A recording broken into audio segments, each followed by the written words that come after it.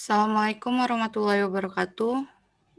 Waalaikumsalam warahmatullahi wabarakatuh. Apa kabar nih semuanya? Alhamdulillah sehat Bu. Baik. Alhamdulillah.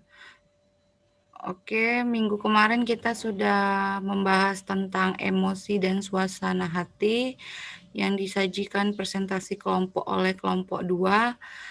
Hari ini kita akan membahas tentang kepribadian dan nilai yang akan dipresentasikan oleh kelompok 3. Kelompok 3 udah siap? Ya Allah siap Bu. Sudah lengkap anggotanya? Insya Allah sudah Bu. Oke, sebelum kita mulai perkuliahan hari ini, silakan kalian isi presensi terlebih dahulu ya.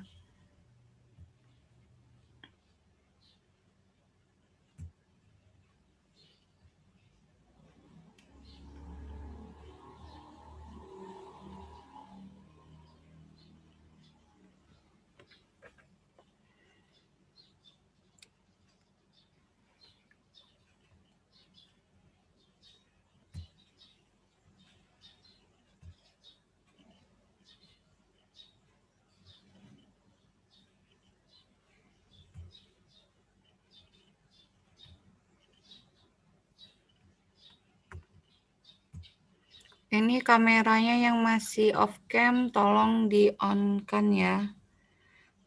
Reza, Andreas, Fazri, Suryani,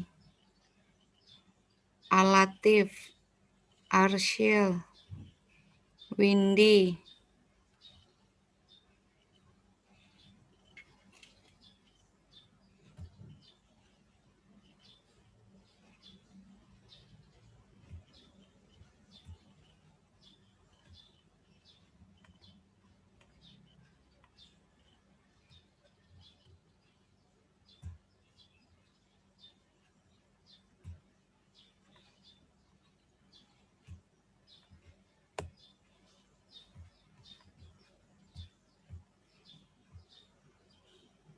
mana nih Reza, Andreas? Lagi absen, Bu. Oh, oke.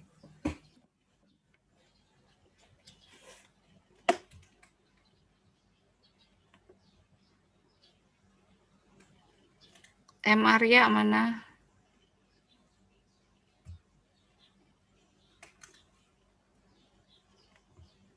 Eril?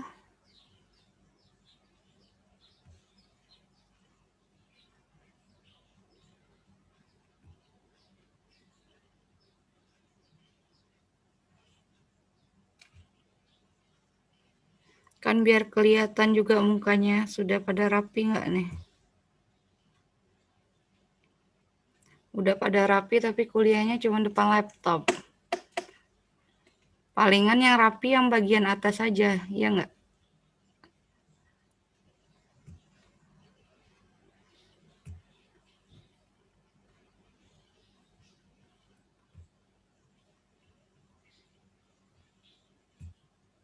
Oke, udah diisi semua presensinya? Sudah Bu. Sudah ya.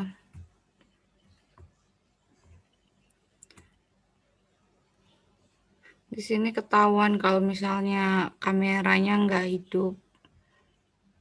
Paling gampang dicari, paling belakang soalnya.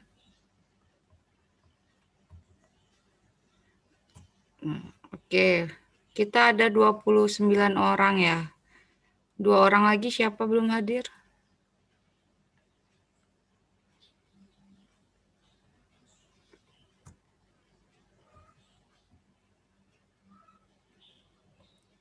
27 orang ya kita. Oh, berarti udah hadir semua ya. Oke, kalau begitu siapa yang menjadi moderator kelompok 3? Misbah, Bu. Misbah. Ya. Nah, oke, kepada kelompok 3 saya persilakan untuk presentasi dan diskusi kelompok yang terlebih dahulu. Bu, mohon maaf Bu, ini yang share screen hanya host Bu. Oke, tunggu ya. Iya. Sudah bisa?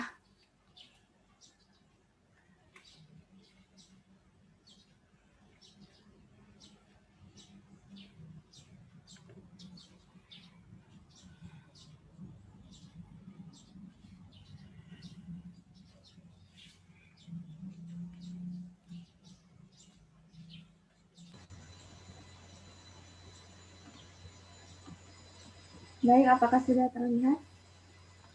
Ya, sudah terlihat PowerPoint.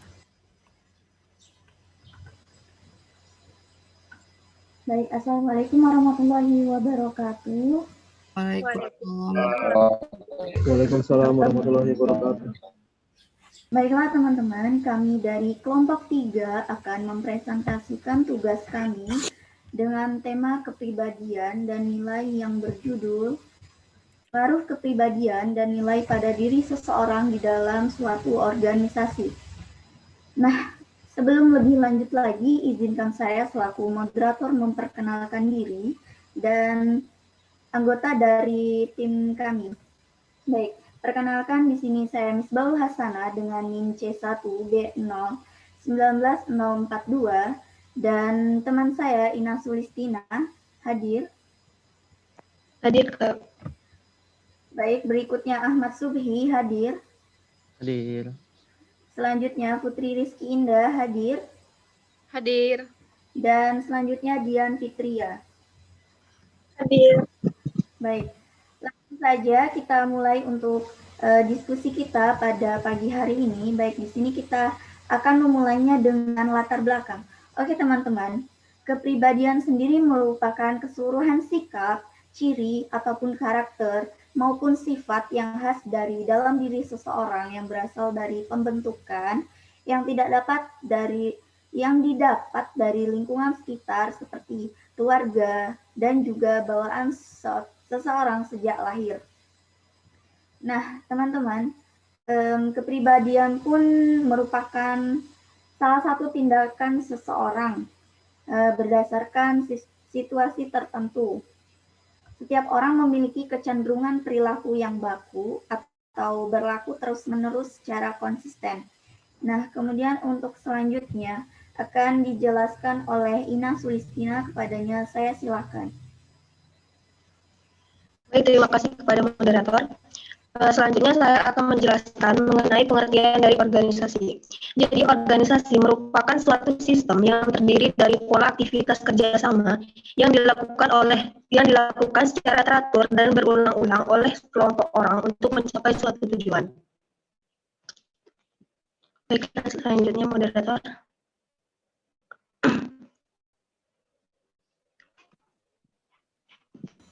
Baik, sebentar.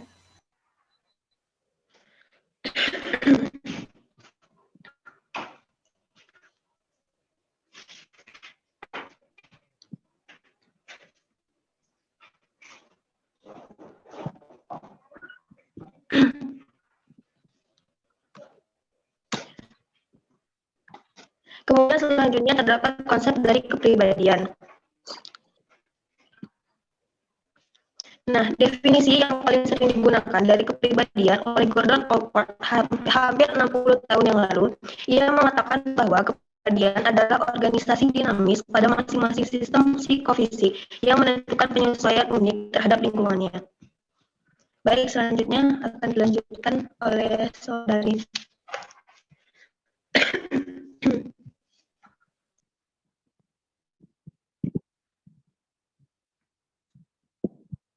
Baiklah, di sini saya akan menjelaskan pengertian nilai. Nilai yang ada pada seseorang adalah bagian dari kepribadiannya.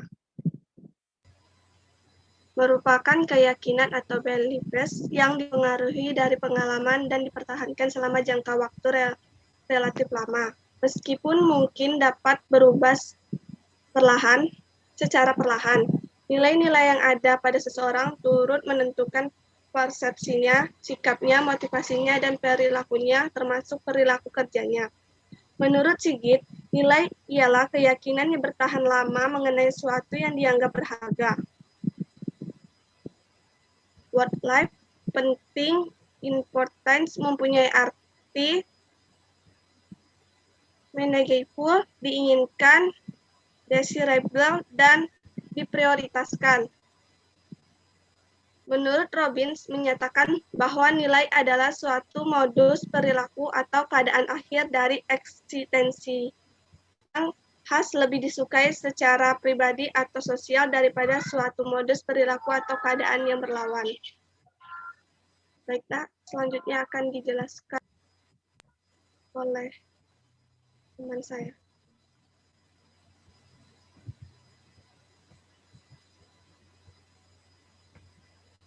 Baik, selanjutnya akan dijelaskan oleh Ahmad Subhi. Kepadanya Baiklah, di sini saya akan terima kasih moderator. Di sini saya akan menjelaskan tentang faktor-faktor yang mempengaruhi kepribadian. Next slide.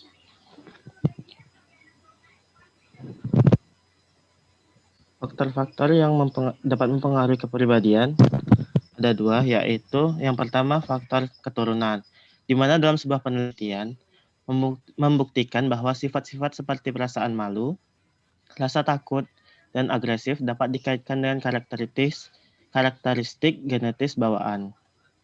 Temuan ini mengemukakan bahwa beberapa sifat kepribadian mungkin dihasilkan dari kode genetis, sama yang mempengaruhi faktor-faktor seperti tinggi badan dan warna rambut.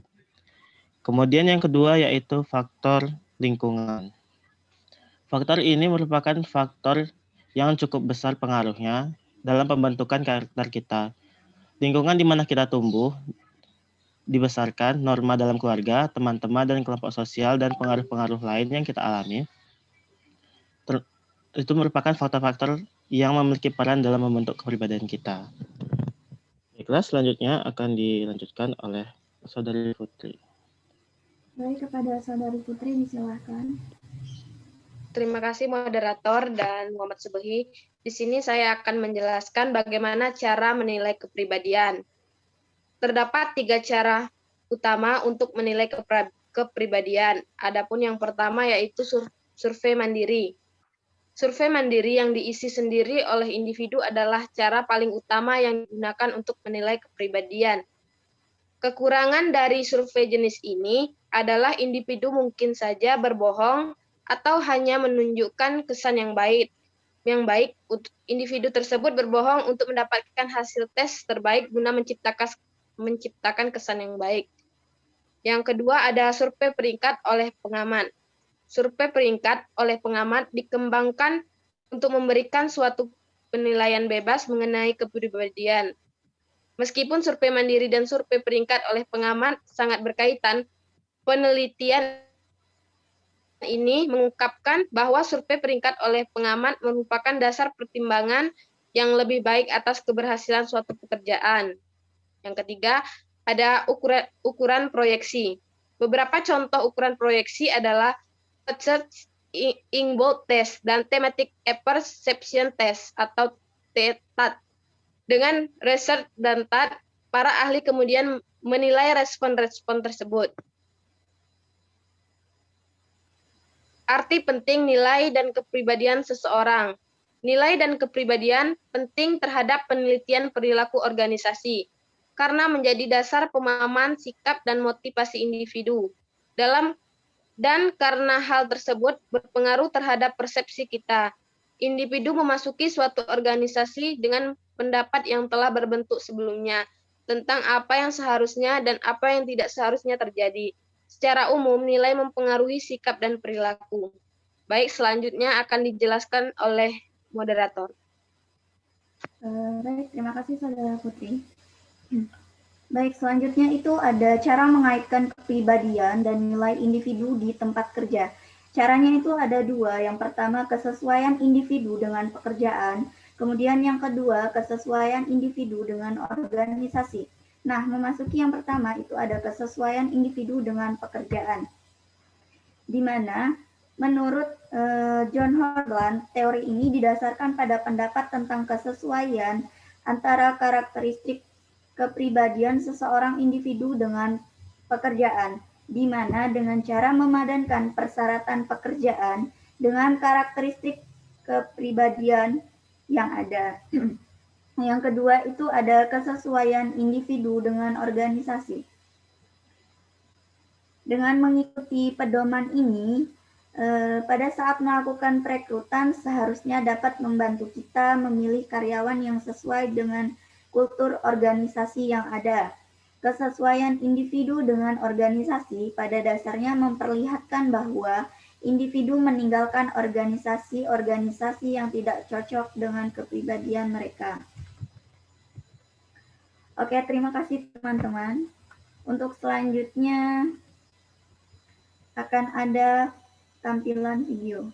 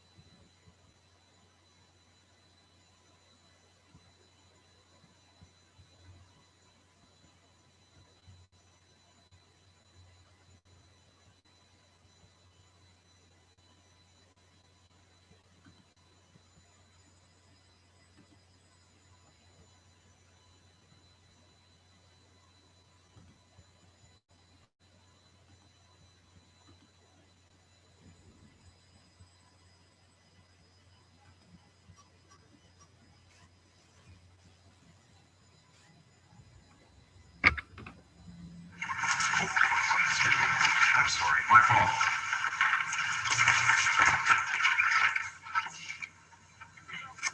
Ada banyak tes yang digunakan untuk mengetahui kepribadian seseorang. Dan tes berikut ini akan mengungkapkan bagaimana sebenarnya dirimu melalui kebiasaanmu. Kebiasaanmu dapat mengungkapkan setiap hal kecil yang mungkin ingin kamu sembunyikan.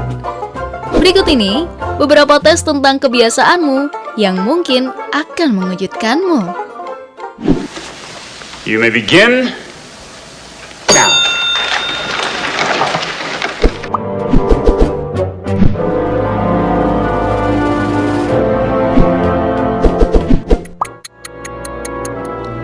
Cara berjalan.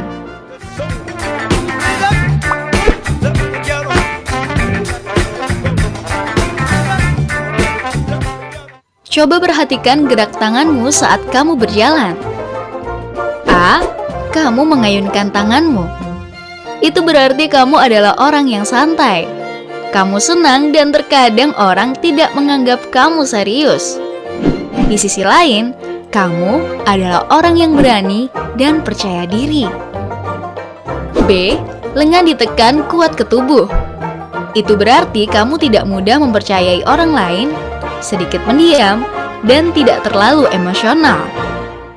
Jadi, kamu termasuk yang mana?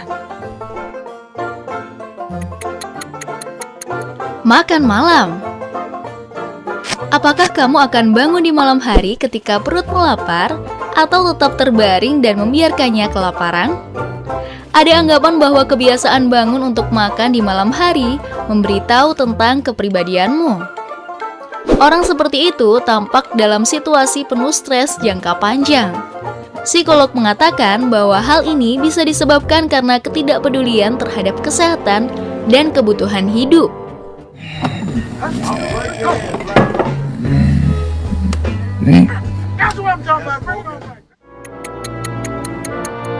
Memiliki waktu tidur.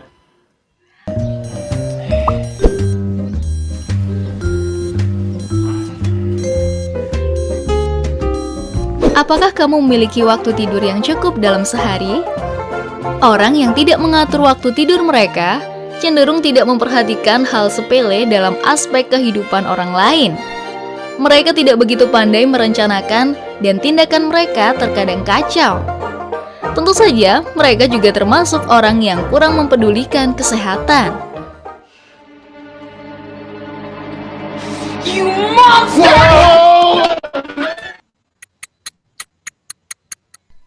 piring kotor. Jika kamu memiliki kebiasaan meninggalkan piring kotor sampai kamu bangun di pagi hari, hal itu adalah tanda bahwa kamu tidak suka masalah. Kamu cenderung bersikap santai dalam menyelesaikan sesuatu. Kurangnya adalah kamu cenderung menyelesaikan segala sesuatu sendirian.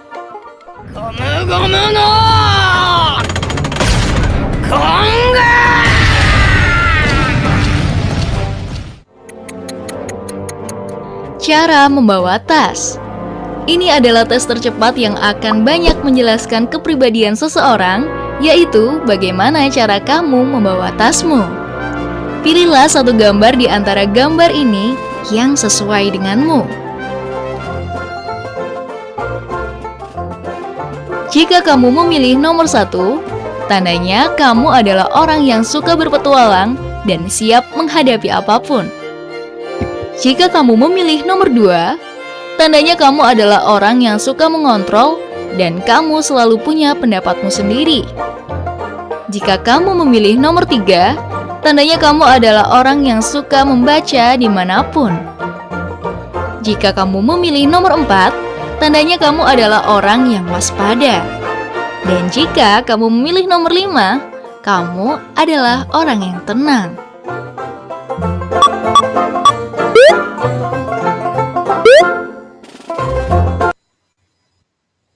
Baiklah teman-teman, dapat disimpulkan dari video yang tadi, kepribadian adalah keseluruhan cara seseorang atau individu bereaksi dan berinteraksi dengan individu lain. Ataupun kita sederhanakan, kepribadian merupakan ciri yang menonjol pada diri seseorang. Baik teman-teman, sekian dari penjelasan kami dan videonya. Jika ada yang ingin ditanyakan, disilahkan.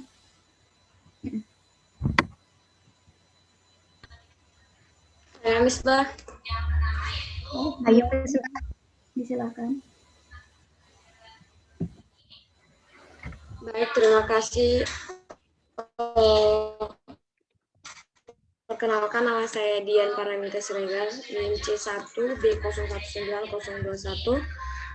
Saya ingin bertanya sesuai dengan judul, yaitu pengaruh kepribadian dan nilai pada diri seseorang dalam organisasi. Tentu kita tahu di dalam organisasi ada yang disebut dengan pemimpin.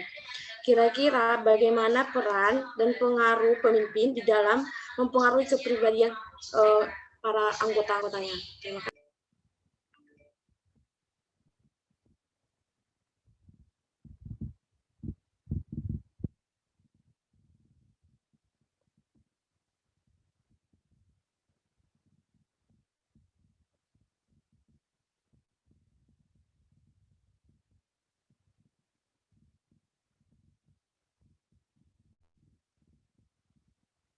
Baik, Saudara Dian.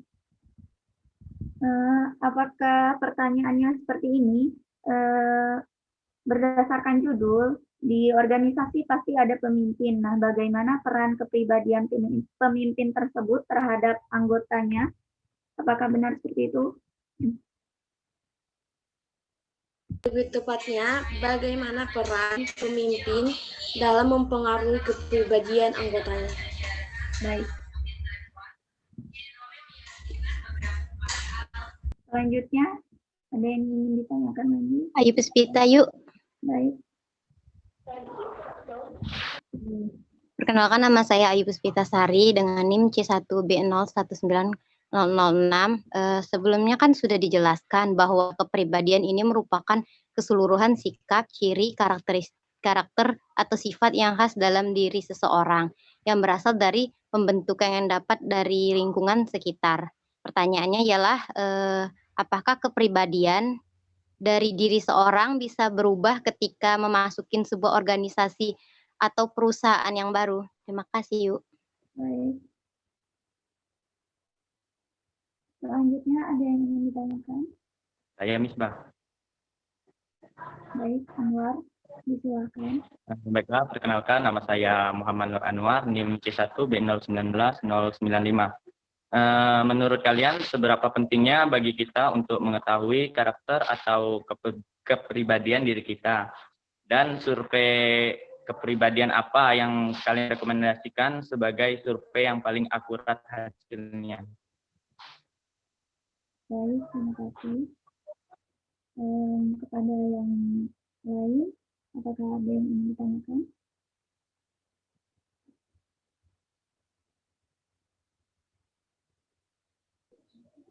Saya ingin bertanya.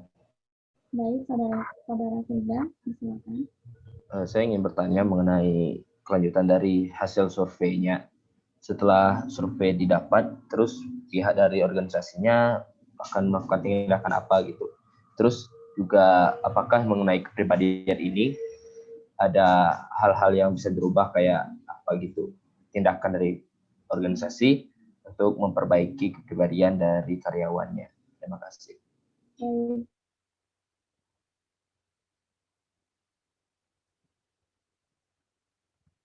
Baik, sudah 4 pertanyaan. Apakah ada yang ingin ditanyakan lagi, teman-teman? Izin bertanya, Misbah.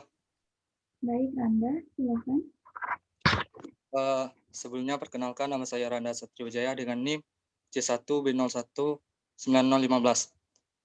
Di sini kan teman-teman sudah menjelaskan mengenai konsep kepribadian dan nilai. Nah, sedangkan yang kalian tampilkan itu berkaitan dengan kebiasaan. Pertanyaan saya, apakah konsep kebiasaan atau habit itu sama dengan konsep kepribadian nilai? Atau justru konsep kebiasaan itu merupakan bagian dari salah satu konsep kepribadian? Mohon penjelasannya. Dan untuk pertanyaan selanjutnya yaitu, apakah dengan mengubah kebiasaan, apakah bisa mengubah kepribadian seseorang? Terima kasih. Wassalamualaikum warahmatullahi wabarakatuh.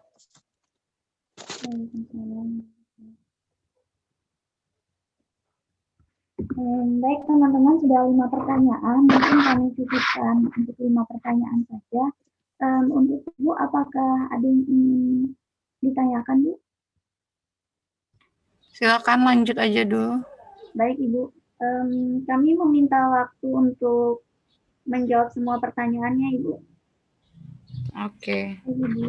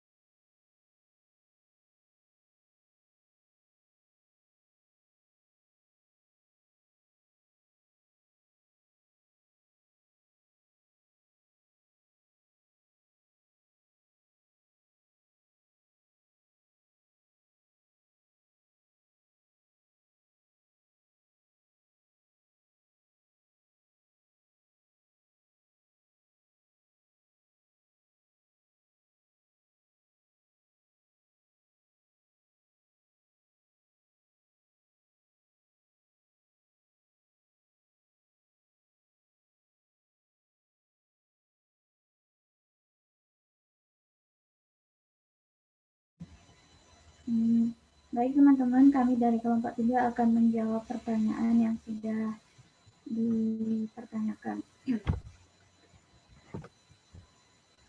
Baik, di sini saya akan memulai dari pertanyaan Saudara Randa Satria Wijaya.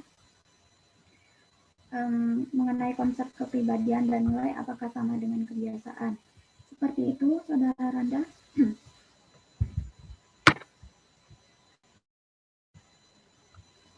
Baik, kebiasaan itu merupakan perbuatan manusia yang tetap dilakukan berulang-ulang pada waktu berulang-ulang dengan kegiatan yang sama.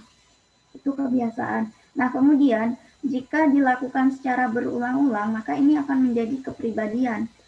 Nah, dapat disimpulkan bahwasanya kepribadian berawal dari kebiasaan seseorang yang dilakukan secara berulang-ulang. Seperti itu. Apakah dapat dipahami, Saudara Randa? Cukup paham, tapi untuk yang apakah konsep mengubah kebiasaan itu bisa mengubah kepribadian seseorang? Baik, sangat bisa. Mungkin akan sangat sulit untuk dilakukan secara cepat untuk merubah kepribadian seseorang. Tapi dengan dorongan dari diri seseorang tersebut, jika didorong dengan keinginan yang baik, maka kepribadian ini akan ikut berubah. Seperti itu. Apakah sudah dapat diterima, Saudara Randa? Baik, sudah cukup jelas. Terima kasih, Misbah.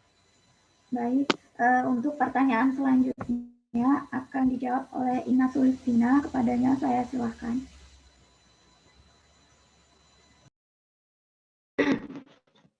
Baik, terima kasih kepada moderator. Pada kesempatan kali ini saya akan menjawab pertanyaan dari Saudari Ayu Puspita, yang mana pertanyaannya ialah apakah kepribadian dari diri seseorang bisa berubah ketika ia memasuki organisasi atau perusahaan yang baru. Jadi kepribadian paling sering dideskripsikan dalam istilah sifat yang bisa diukur yang ditunjukkan oleh seseorang. Nah, faktor penentunya adalah keturunan dan lingkungan.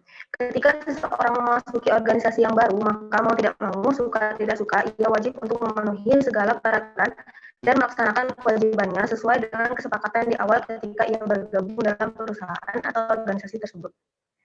Nah, jika dia rasa mampu untuk menyesuaikan diri meskipun berbeda dengan kepribadiannya, itu tidak masalah. Tetapi bukannya lebih menyenangkan jika seseorang yang tergabung dalam organisasi tersebut menjalankan apa yang menjadi kewajibannya dengan merasa senang dan nyaman. Kemudian jadi di dalam perusahaan atau organisasi, kepribadian seseorang memang harus dituntut untuk berubah sesuai dengan peraturan dari organisasi atau perusahaan tersebut. Baik, demikian jawaban dari saya. Bagaimana Saudari Ayu Puspita? Apakah jawaban yang saya berikan sudah dapat dipahami? Terima kasih atas jawabannya, Ina, dan penjelasan dari kelompok 3. Ia bisa dipahami. Baik, terima kasih Saudari Ayu. Saya kembalikan ke moderator. Baik, untuk pertanyaan selanjutnya akan dijawab oleh Saudari Putri Rizky Indah. Kepadanya disilakan. Baik, di sini saya akan menjawab pertanyaan dari Anwar. Bagaimana seberapa penting kita mengetahui karakter atau kepribadian kita sendiri, dan survei kepribadian apa yang kita rekomendasikan dengan hasil yang paling akurat. Nah, di sini kalau ditanya seberapa penting kita mengenal diri kita sendiri, menurut saya itu sangat penting, karena mengenal diri sendiri kita akan menjadi tahu kekurangan serta kelebihan kita. Nah, setelah kita mengetahui ini, kita akan lebih mudah untuk memperbaiki setiap kelemahan kita dan mengoptimalkan potensi-potensi yang kita miliki. Sebagai contoh, saat kita melamar pekerjaan, seperti kita mendaftar pegawai negeri atau mengikuti tes seleksi menjadi polisi. Di situ kita akan melakukan tahap yang namanya tes psikotes, yang mana tujuan dari tes PNS sebagai contoh adalah TKP, tes karakteristik pribadi. Nah, TKP akan menilai perilaku terkait pelayanan publik, jejaring kerja, sosial budaya, teknologi informasi dan komunikasi, serta profesionalisme. Yang kedua, saya akan menjawab survei kepribadian apa yang direkomendasikan untuk sebagai survei yang paling akurat. Menurut saya, survei yang paling akurat adalah survei proyeksi. Karena menurut saya, jika tes survei mandiri, maka kita akan mudah berbohong untuk mendapatkan hasil yang maksimal. Sedangkan tes proyeksi adalah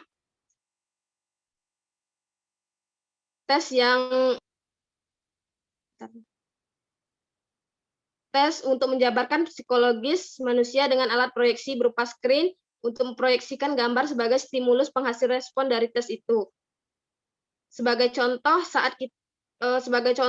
pada saat pendaftaran Taruna Polri, di situ kita akan diminta pada saat tes psikologi itu menggambar sebuah pohon. Nah, dari sebuah pohon itu kita akan para pengetes akan mengetahui bagaimana sifat dan karakteristik kita tanpa kita berbohong.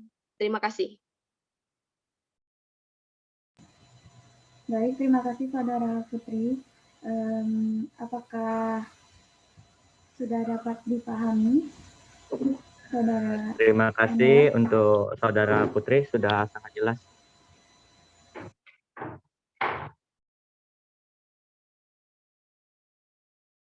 Baik, untuk pertanyaan selanjutnya akan dijawab oleh Saudara Ahmad Sufi. Kepadanya disilakan. Baiklah, di sini saya akan menjawab pertanyaan dari Faiza, di mana pertanyaannya yaitu setelah hasil survei didapat, apa tindak lanjut dari organisasi terhadap hasil survei tersebut? Benar, Saudara Faiza?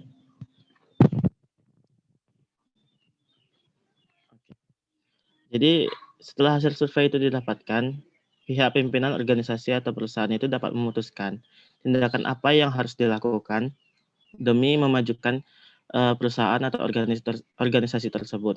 Jika dalam konteks penyaringan karyawan, pihak perusahaan dapat memutuskan apakah karakter kepribadian orang tersebut telah sesuai dengan yang diinginkan ataupun diharapkan oleh organisasi tersebut.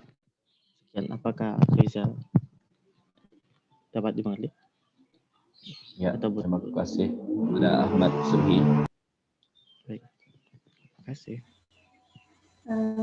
Baik, untuk pertanyaan terakhir akan dijawab oleh Saudara Dian Fitria. Kepadanya saya silakan. Baiklah, saya akan menjawab pertanyaan dari Dian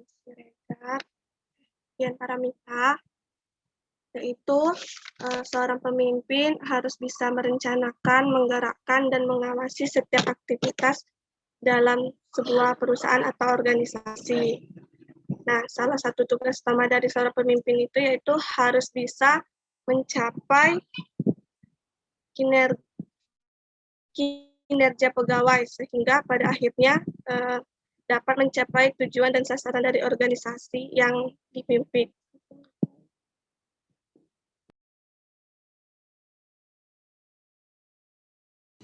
Baik, Saudara Dian, apakah dapat diterima? Terima kasih atas jawabannya, saya bisa memahami.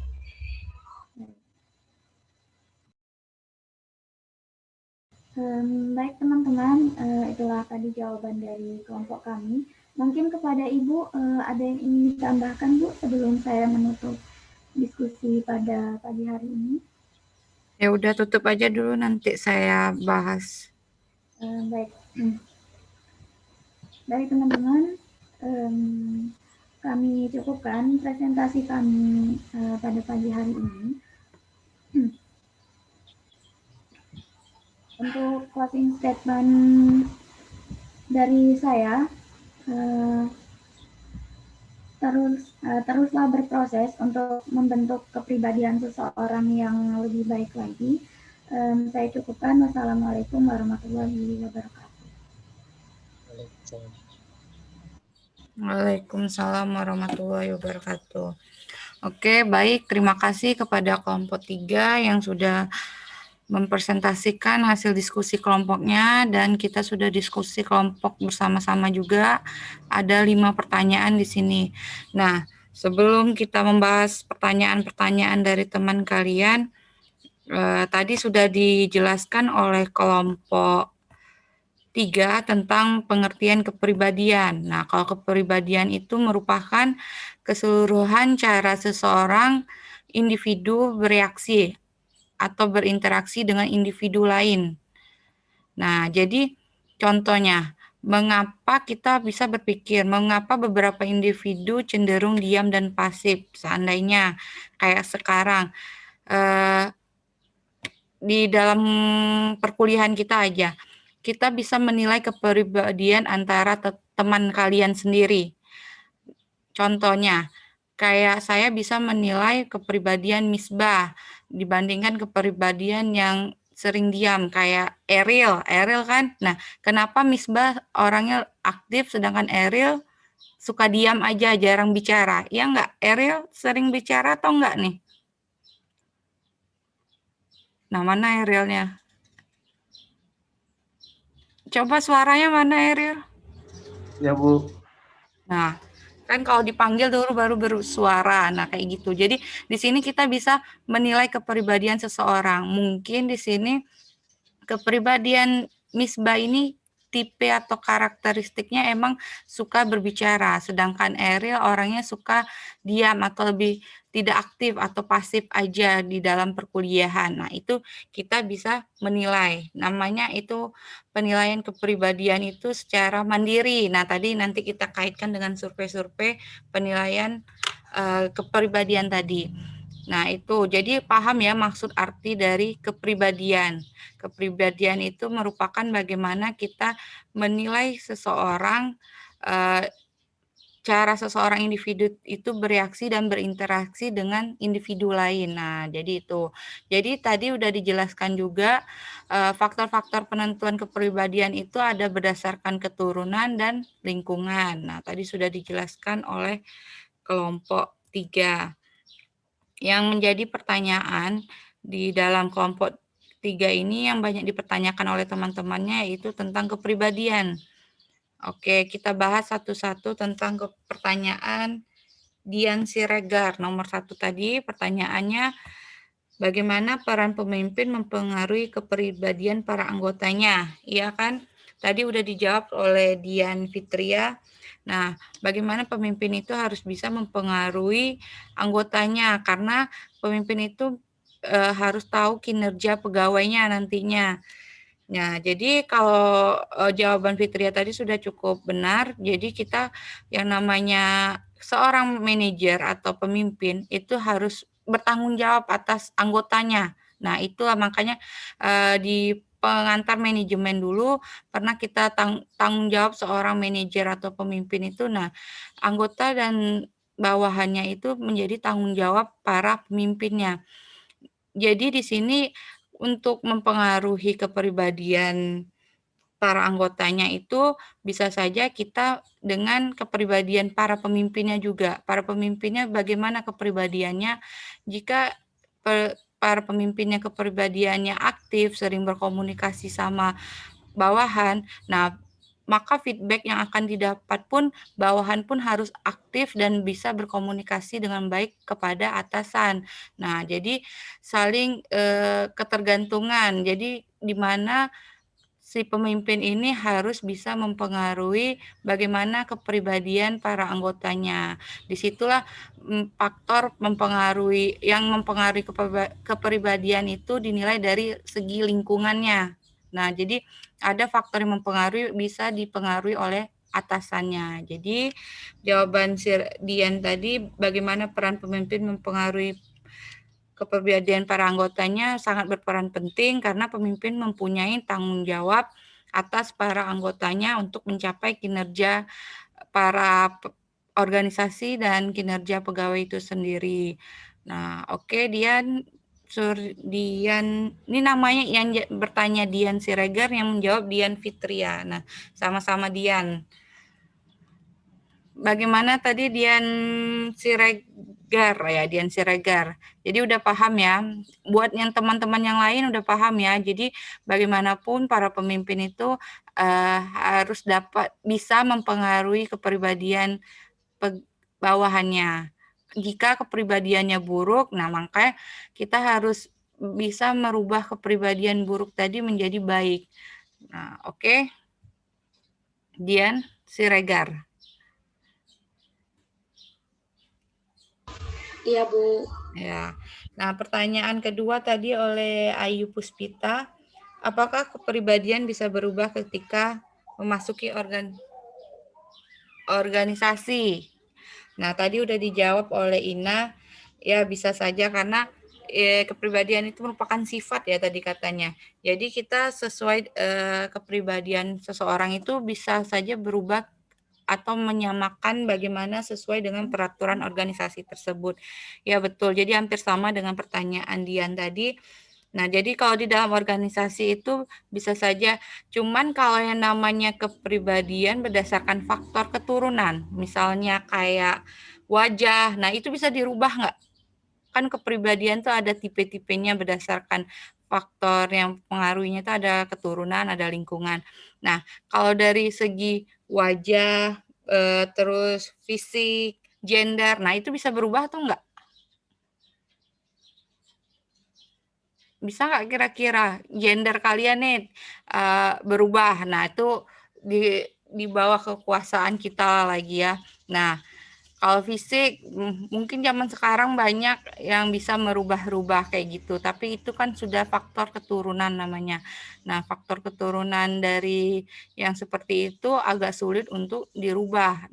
Kecuali makanya di dalam suatu organisasi itu jika membutuhkan suatu pekerjaan itu sesuai dengan klasifikasi persyaratan. Makanya kita di dalam suatu organisasi harus mengikuti klasifikasi persyaratan terlebih dahulu kan sebelum kalian memulai pekerjaan. Nah, jadi dari situ kita tidak payah merubah kepribadian kita lagi. Jadi udah tahu nih kita harus tamatan SMA, terus harus laki-laki, harus minimal umur sekian dan sekian. Dari umur aja kita bisa juga menilai kepribadian seseorang. Jadi misalnya dari nilai umur yang ke 20 sampai 25 itu kan umur sudah menunjukkan kedewasaan. Umur 17 sampai 20 itu kan masih umur mulai-mulai pubernya lah dan sebagainya. Jadi di situ pertanyaan Ayu tadi, apakah kepribadian bisa berubah ketika memasuki organisasi? Ya tentu saja bisa berubah. Kalau lingkungan kita itu baik, maka kepribadian kita pun akan baik juga. Ya enggak? Tapi kalau lingkungan kita itu buruk, ya mungkin akan juga mempengaruhi kepribadian kita. Kayak kalian nih, kalau lagi sekolah dulu, zaman sekolah. Nah, kalau bergaulnya dengan teman-teman yang baik, maka kalian akan baik juga. Begitu juga kalau kalian bergaulnya dengan orang-orang yang nakal, suka bolos, mau nggak mau, padahal kaliannya baik, tapi karena pergaulan lingkungan tadi, jadi akan mempengaruhi kalian juga. Nah, jadi ketika kalian memasuki organisasi bisa saja terpengaruh kepribadian kalian tadi. Oke. Selanjutnya pertanyaan Anwar ya tadi. Bagaimana? Siapa tadi yang bertanya? Ayu Puspita? Iya, Bu, sudah, Bu. Oke.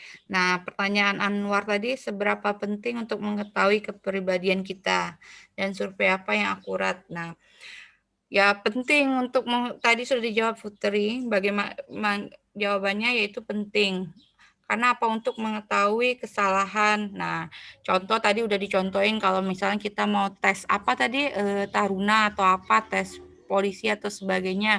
Jadi kita sudah tahu kepribadian kita itu seperti apa, kesalahan kita itu apa. Jadi kita udah tahu. Jadi sebelum kita melakukan sesuatu itu kita tahu menilai diri kepribadian kita sendiri itu apa. Kayak kalian tahu nggak kepribadian kalian sendiri nih? Kira-kira kalian rata-rata sifat kepribadiannya seperti apa? Kan rata-rata udah pada tahu nih kepribadiannya, misalnya suka malas atau rajin, dan sebagainya. Udah tahu nggak kepribadian kalian sendiri? Sudah. Ciri-ciri kepribadian itu bisa saja dari malu. Nah, itu ciri kepribadian itu. Agresif, malas, ambisius, setia, takut, dan sebagainya. Itu ciri-ciri kepribadian. Nah, kalian kan bisa nilai sendiri, kalian ini pemalu atau enggak orangnya, pemalas atau rajin enggak orangnya. Nah, itu kan sudah bisa kan kalian nilai diri kalian sendiri, kepribadiannya bagaimana. Nah, itu. Jadi, tadi pertanyaannya survei apa yang akurat? Sudah dipaparkan oleh kelompok 3, ada cara menilai kepribadian itu ada survei mandiri, survei peringkat oleh pengamat, dan survei proyeksi ya, ukuran proyeksi. Nah, tadi dijawab oleh siapa? Putri, yaitu dengan tes proyeksi. Oke, karena kalau survei mandiri itu lebih sifatnya bisa baca berbohong. Nah, itu cara menilai kepribadian ini ya susah-susah gampang lah, namanya menilai perilaku orang. Kan kepribadian ini termasuk dalam perilaku individu. Perilaku orang itu kan suka berubah-ubah, nanti kita bahas tentang kebiasaan dari. Nah, perilaku itu kan berubah-ubah, jadi bisa saja ada kan sering kalian mendengar kata-kata manis di depan, rupanya di belakang buruk, atau muka dua, dan sebagainya. Jadi, kita itu agak sulit untuk menilai kepribadian orang lain. Nah, makanya dengan adanya mengamati nih secara mandiri itu emang agak sulit. Kadang bisa saja saya salah paham nih, Misbah emang rajin kebetulan saja karena dia emang suka mata kuliah ini. Nah, atau emang kepribadiannya emang suka aktif terus. Nah, kita kan nggak tahu. Kalau dengan dosen yang lain, kalau misalnya hitung-hitungan rupanya Misbah diam senyap. Nah, itu tergantung kita menilai dari segi mana, dari sisi mana. Jadi kalau tes proyeksi ini psikologisnya mungkin lebih bagaimana kita untuk tingkat kebohongan itu lebih kecil. Nah, itu tadi. Oke. Nah, lanjut dengan pertanyaan Faiza, setelah survei pihak organisasi itu apa yang dilakukannya? Terus tindakan apa yang dilakukannya?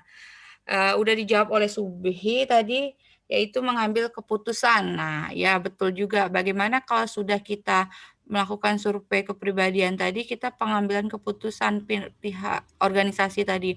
Makanya di sini Subhi mencontohkan tentang penjaringan karyawan.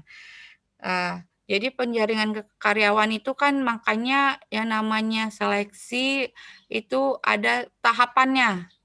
Dari tes psikolognya, tes kesehatannya, tes tertulisnya, dan tes wawancara. Nah, di tes wawancara inilah yang makanya sering terakhir nggak? Kalau kalian sering dengar, tes wawancara ini adalah tes yang paling terakhir. Setelah semua tes-tes dilewati, tes wawancara itu paling terakhir. Karena apa? Kalau kita menilai sudah menilai ini secara alat, psikolog, dan sebagainya. Oke, kayak tes CPNS itu kan ada tes kepribadian, TKP namanya kan. Bagaimana di situ bisa saja kita berbohong juga. Iya kan? Makanya survei untuk menilai kepribadian ini susah-susah gampang. Nah, tergantung lingkungan kita lagi. Yang mana yang akurat, tergantung organisasi tadi, butuhnya mana. Bagaimana kalau versinya si Putri tadi yang akurat, yang proyeksi. Sebenarnya ketiga-tiganya bisa saja akurat, bisa saja kurang akurat, tergantung bagaimana kita menyikapinya. Dimana kalau misalnya kayak saya contohin aja, tes CPNS itu ada namanya tes kepribadian, di mana kita itu pertama sekali kita mau tes CPNS itu harus ada tes kualifikasi persyaratan dulu. Nah, di situ kalau udah lulus kualifikasi persyaratannya lanjut itu tes CAT. Di dalam tes CAT itu ada tes kepribadian. Nah, di situ di tes kepribadian itu ada pertanyaan-pertanyaan. Biasanya contoh pertanyaan itu udah pernah ada yang tes CAT nggak di sini? Belum pernah ya? Nah, kalau tes kepribadian itu kadang suka menjebak. Ah, itu menurut kita bagus, belum tentu menurut organisasi itu bagus. Nah, itu makanya tes kepribadian itu saya aja waktu pernah tes dulu, rasa saya udah jawab yang paling bagus. Ternyata kebenarannya bukan itu, malahan kok nggak masuk akal ya, yang nilai yang paling tinggi yang A rupanya. Nah, kayak gitu. Jadi contohnya itu misalnya kalau kalian disuruh atasan, jika kalian disuruh atasan bekerja melebihi waktu kerja, apakah kalian akan tetap bekerja? Nah, bla bla bla lah, banyak pertanyaannya. Nah, jadi kita dibuat mana nih yang cocok dengan kepribadian kita. Nah, belum tentu cocok dengan organisasi tersebut. Makanya setelah kita tahu hasilnya, organisasi itu bertindak untuk mengambil sebuah keputusan. Nah, sudah tahu nih hasilnya nih yang bagus nih ini, mengambilkan keputusan sesuai dengan keinginan organisasi tersebut. Nah, sudah dijawab oleh Subhi tadi. Bagaimana Anwar dan Feiza tadi? Udah pas ya jawabannya? Sudah. Nah, pertanyaan terakhir tadi oleh Randa. Nah, konsep kebiasaan. Bagaimana konsep kebiasaan itu? Nah, tadi bagaimana mengubah kebiasaan bisa mengubah kepribadian seseorang. Udah dijawab sama Misbah. Kebiasaan itu adalah perbuatan manusia yang berulang-ulang. Nah, betul. Kita kalau udah menjadi rutinitas, itu adalah rutinitas kita, kebiasaan kita itu perbuatan orang yang berulang-ulang. Terus kalau kepribadian itu kan bagaimana kita itu menilai diri orang lain tersebut dari kepribadiannya. Jadi sebenarnya di sini kepribadian itu semua corak perilaku dan kebiasaan. Jadi kebiasaan itu termasuk dalam kepribadian kita. Nah, betul jawaban Misbah tadi. Bagaimana dari kebiasaan orang yang berulang-ulang itulah akan menimbulkan yang namanya kepribadian. Oke. Mengubah kebiasaan bisa merubah kepribadian orang? Ya bisa, karena kebiasaan tadi kita mungkin yang awalnya kebiasaan perbuatannya malu, akhirnya kita karena bertemu lingkungan yang suka aktif dan sebagainya, kita yang awalnya malu jadi tidak malu lagi. Nah, itu kebiasaan kita bisa kita rubah menjadi kepribadian kita. Makanya tergantung lingkungan. Makanya ada faktor-faktor yang mempengaruhi kepribadian tadi, yaitu faktor keturunan dan faktor lingkungan. Oke, nah tadi sudah dijawab pertanyaan Randa oleh Misbah. Bagaimana Randa? Jelas, Bu. Jelas, oke. Nah, jadi materi hari ini tentang kepribadian dan nilai sudah cukup jelas dijelaskan oleh kelompok 3. Nah, bagaimana cara-cara menilai kepribadian, karakteristik kepribadian itu apa, dan sebagainya. Ada yang ingin ditanyakan lagi?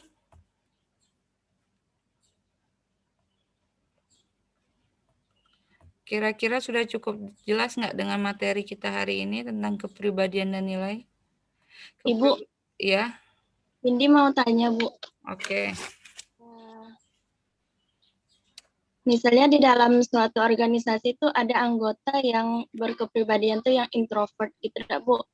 Dia kayak yang gimana ya, Bu, introvert tuh kayak lebih banyak diam, suka menyendiri, terus pergaulannya tuh kurang. Nah, tuh gimana tuh, Bu, cara manajer nyikapin anggota yang seperti itu di dalam suatu organisasi? Oke. Nah, jadi pertanyaan siapa? Windy. Introvert itu ya betul. Bagaimana dia itu lebih tertutup, tenang, pemalu. Kalau ekstrovert itu kebalikannya, lebih ramah, pandai bersosialisasi atau percaya diri gitu. Nah, jadi kalau orang yang introvert itu makanya disinilah tanggung jawab pemimpin. Nah, kalau emang tuntutan pekerjaannya itu emang cuman di dalam laptop aja, nggak melakukan pelayanan, dia nggak terlalu dituntut untuk menjadi yang ekstrovert. Maksudnya yang harus percaya diri dan sebagainya. Tapi kalau emang dia harus dituntut kayak gitu, itu harus peran penting para pemimpinnya lagi, dan bagaimana dia menyikapin pegawainya yang kayak gitu biasanya harus dilatih. Ada namanya pelatihan bagaimana skill-skill kalian tadi diasah. Nah, makanya kayak sekarang ini kan saya pengen ngasah skill-skill kalian. Kadang itu kita menjadi introvert itu karena tidak percaya diri. Bukan berarti kita rasanya emang pendiam dan sebagainya. Kita tuh berani, cuman kita itu tidak percaya diri. Makanya itu yang harus dibangun oleh pemimpin.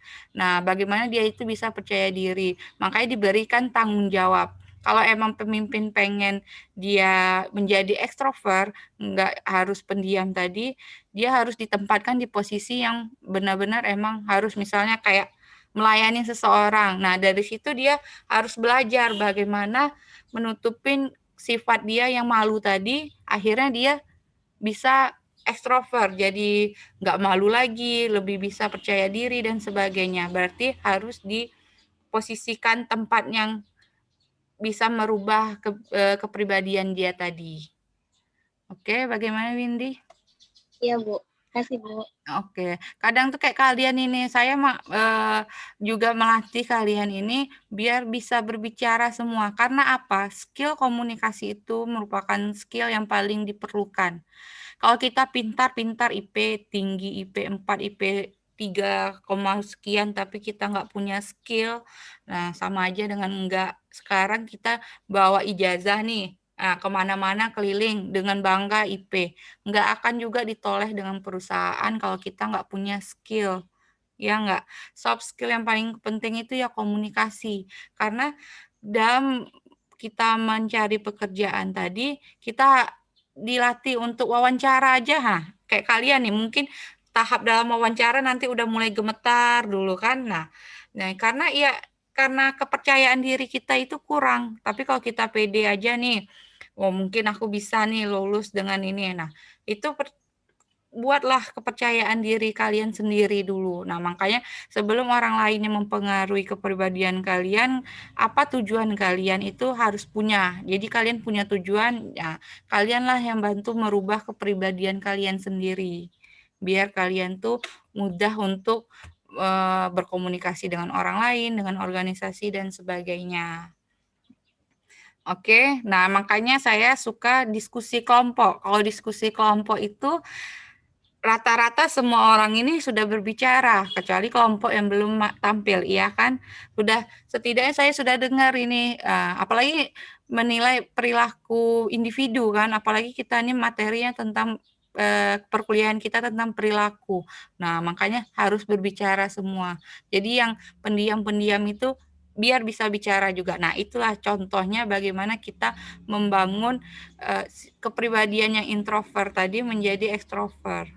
Nah, jadi kepribadian tadi itu ada juga yang namanya perasa dan intuitif biasanya, tidak perasa, terus memikirkan dan merasakan, menilai dan menerima dan sebagainya. Itu untuk kepribadian. Bagaimana yang lain? Ada lagi yang ingin ditanyakan?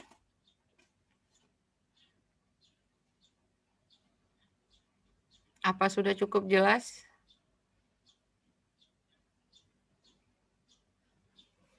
Nggak ada lagi yang ingin bertanya?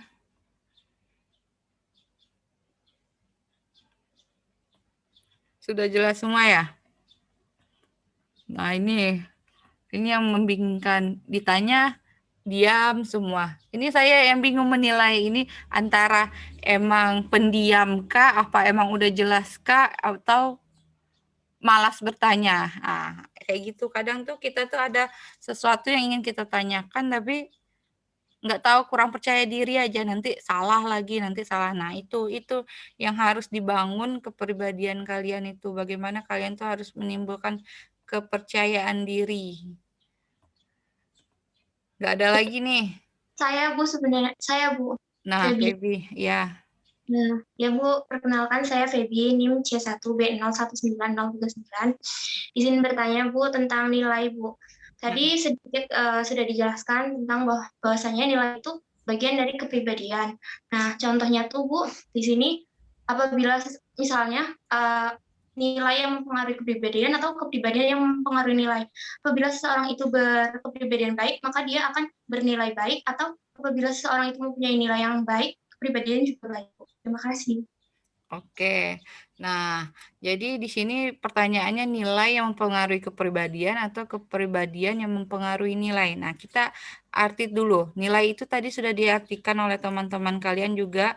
Nah, dalam pelaksanaan nilai itu kita tertentu lebih disukai secara pribadi atau sosial dibandingkan cara pelaksanaan kita keadaan akhir yang berlawanan. Jadi nilai itu bagaimana kita nilai kepribadian seseorang. Jadi nilai itu yang menilai kepribadian seseorang. Contoh nilai itu, apakah benar kita mempekerjakan anak-anak di bawah umur 17 tahun. Nah, kita bisa menilai dari pertanyaan tersebut sesuai enggak dengan kepribadiannya. Nah, jadi makanya yang nilai itu yang menilai kepribadian tadi.